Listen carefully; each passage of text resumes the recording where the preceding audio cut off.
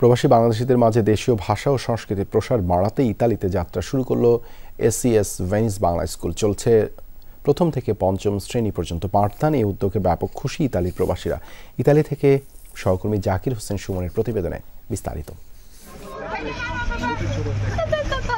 বিশ্বের বিভিন্ন দেশের মতো ইউরোপের দেশ ইতালিতে বসবাস করে লাখো প্রবাসী বাংলাদেশি। চাকরি ও ব্যবসার সুবাদে দেশটির পর্যটন নগরী ভেনিসে বাস কমপক্ষে 25,000 বাংলাদেশির। প্রবাসে জন্ম নেয়া ও বেড়ে ওঠা বাংলাদেশি শিশুদের দেশীয় ভাষা ও সংস্কৃতি শেখাতে গেল 18 বছর ধরে কাজ করছে Venice Bangla school.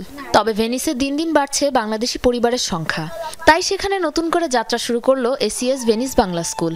Venice Bangla school এবং আমরা এসিএস ভেনিস ক্লাব একত্রে এই স্কুলটি পরিচালনা করার জন্য সরার ভাই এবং আমরা দায়িত্ব নিয়েছি। আশা করি ইতালির বাংলাদেশি বংশোদ্ভূত বাচ্চারা বাংলা শিখবে এবং বাংলা ধারণ করবে।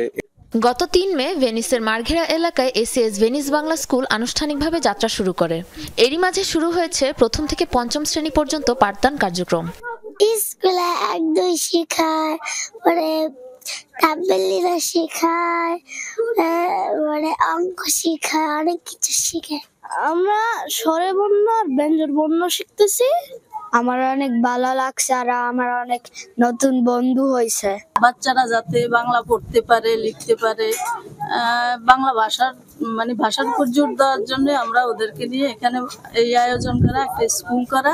এই এলাকায় যে বাচ্চাগুলো থাকে তাতে তারা তাদের মাতৃভাষা আমাদের বাংলা ভাষা জানি কথা বলতে পারে, এই প্রচেষ্টায় আমরা এই স্কুলটা খুলেছি। যে সকল বাচ্চারা বাংলা জানে না বা এখানে জন্মগ্রহণ করছে তাদের জন্য এসিএস ভেনিস বাংলা স্কুলের শুভযাত্রাকে সুস্বাগত জানাচ্ছি।